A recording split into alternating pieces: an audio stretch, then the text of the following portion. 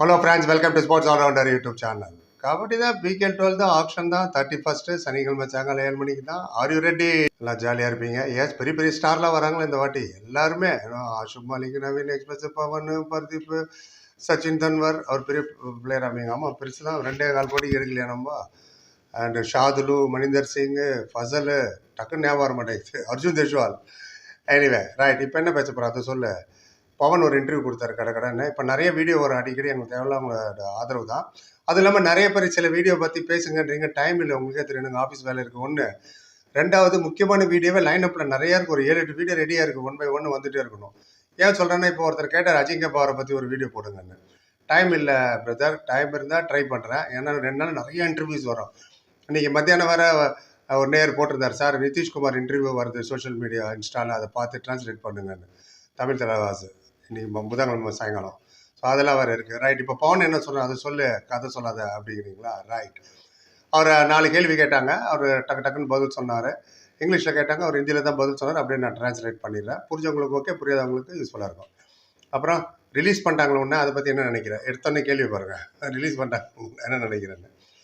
Sir பிகேல் 12 action நான் கண்டிப்பாக enjoy பண்ணி பார்ப்பேன். எக்ஸைட்மெண்ட் நிறையா இருக்குது. 31ஆம் தேதி தான் தெரியும். 31 கோய் பதா சலேகா அப்படின்ட்டாரு ரிலீஸை பற்றி என்ன நினைக்கிறேன்னு. அப்புறம் ஆக்ஷனில் என்ன ப்ரெடிக்ட் பண்ணுறேன் கொஞ்சம் சொல்லுன்னாரு.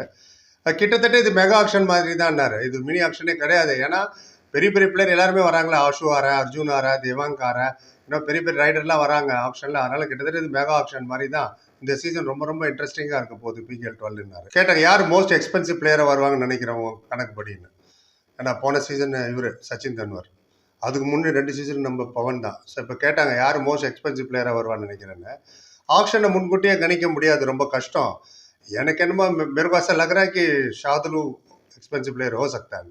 அதாவது எனக்கு என்ன தோணுதுன்னா, மேபி ஷாதுலு வந்து எக்ஸ்பென்சிவ் பிளேயர் ஆகலாம், அவருக்கு நிறைய பீட்டு போக வாய்ப்பு இருக்குது. காரணமும் சொன்னார், क्योंकि சாம்பியன் டீம் से बाहर आया हो and 100% எஃபெக்ட் படேगा. அதாவது அவர் ஏன் அவர் நிறைய போக வாய்ப்பு இருக்குன்னா, சாம்பியன் அவங்க ஹரியானா ஸ்டீலர்ஸ் அந்த டீம்லேருந்து வெளில வரும்போது அதோட வேல்யூவே ஜாஸ்தி ஆகும். அண்ட் 100% அதோட எஃபெக்ட் தெரியும் ஷாதுலு மேலே, ஏன்னா கப்பு ஜெயிச்ச டீம்லேருந்து வர்றதுனால. ஸோ என்னை பொறுத்தவரை மேபி ஷாதுலு ஹையஸ்ட்டாக போகலாம் அப்படின்னு ஒரு இன்ட்டு கொடுத்தாரு. ரைட், கடைசியாக முக்கியமான கேள்வி ஒன்று கேட்டாங்க, நீ எந்த டீமுக்கு போவ, which team you are going அப்படின்னு கேட்டாங்க. ஆமாம், நீ எந்த டீமுக்கு போக சொல்லல. ऑप्शन से पहले बताना बहुत मुश्किल है, लेकिन मुझे ऐसा लग रहा है कि तेलुगु टाइटंस मेरे को एफबी मिलेगा அப்படின்னாரு. எஸ், என்னன்னா தமிழில் ஆப்ஷன் முன்னாடியே ப்ரெடிக்ட் பண்ணுறது ரொம்ப கஷ்டம். யார் எங்கே போவா, யாரை எங்கே போக விடுங்க, நான் எங்கே போவேன்னு கஷ்டம் ப்ரெடிக்ட் பண்ணுறத. ஆனால் சான்சஸ் எனக்கு என்னமோ தெலுங்கு டைட்டன்ஸ் என்ன எஃப்எம்ல எடுப்பாங்க மாதிரி தெரியுது அப்படின்னு ஒரு இன்ட்டு கொடுத்தாரு. அப்போ ஆல்ரெடி பேசியிருப்பாரு ஊடா சாப். நான் அவரை பவன் எடுக்க 4 அணிகளுக்கு வாய்ப்பு இருக்குது, போட்டா போட்டின்னு ஒரு வீடியோ போட்டேன் 3 நாள் முன்னாடி, எண்டு காலில் வைக்கிறேன் பாருங்கள். அதில் நானே சொல்லியிருப்பேன், ஊடா சாப் விடமாட்டார் இவரை, பவனை எபிஎம் வச்சு எடுத்துப்பார். ஏன்னா ஊடா வந்து அவ்வளோ புகழ்ந்து பேசினார் இவரை, பவன் ஷெராவத்தை. ஸோ அதனால் ஊடா எப்படி இருந்தாலும் எபிஎம் பட்ஜெட்டே எப்படி போகுது, எவ்வளோ ஹைக்கு இவர் அமௌண்ட் போகிறார பொறுத்து தான். ஆல்ரவுண்டர் கேட்டகரி வேறு, ஷாதுலு இவரெல்லாம் ஃபஸ்ட்டே வந்துடுவாங்க. இதுதான் அவர் சொன்னார். நீங்கள் நினைக்கிறீங்க அவர் எந்த டீமுக்கு போவார் நினைக்கிறீங்க? தெலுங்கு டைட்டன்ஸ் எபிஎம் யூஸ் பண்ணுவாங்களா, இல்லை தமிழ் தலைவர் வந்துடுவாரா, இல்லை வேறு எங்கே போவாரா, அப்படி இப்படின்னு உங்களோட கணிப்பும் சொல்லுங்கள். நானும் தெரிஞ்சுக்கிறேன், வியூஸும் தெரிஞ்சுக்கிறேன். இன்னும் நிறைய கபடி வரும் எங்களுக்கு, ஏற்கனவே வந்துட்டு தான் இருக்குங்கிறீங்களா? ஆமாம். ஸோ உங்களுக்கு எவ்வளோ எஃபர்ட் போடுற பாருங்க. ஸோ முடிஞ்சா சூப்பர் தேங்க்ஸ் போடுங்க, 40 ரூபா தான். சேனல் வச்சு யூஸ்ஃபுல்லாக இருக்கும். அடுத்த உங்கள் பேரை சொல்லுவோம்.